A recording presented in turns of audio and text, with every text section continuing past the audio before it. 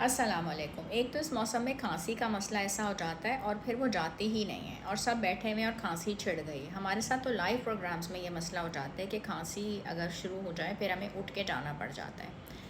खांसी को जड़ से अगर आपको ख़त्म करना है तो गाय का घी आप लें 50 ग्राम और गुड़ आप लें 20 ग्राम। इन दोनों को अच्छे से मिक्स करके पेस्ट आप बना लें और फिर उसके पोर्शंस आप कर लें, जैसे कि आपने उसके 6 पार्ट्स कर लिए। ठीक है, दिन में 3 दफ़ा हर खाने के बाद आप इसका एक पार्ट ले लें। ठीक है, और 1 पोर्शन आप इसका ले लें पानी के साथ। यकीन करें जो पुराने से पुराने भी आपकी खांसी है वो आपकी ख़त्म हो जाएगी, चली जाएगी। और वो जो आपकी एक मिजरेबल हालत हो जाती है बिकॉज़ यू स्टार्ट कफिंग और आपकी खांसी फिर जाती नहीं है, इंशाल्लाह ताला आपका वो मसला बिल्कुल हल हो जाएगा।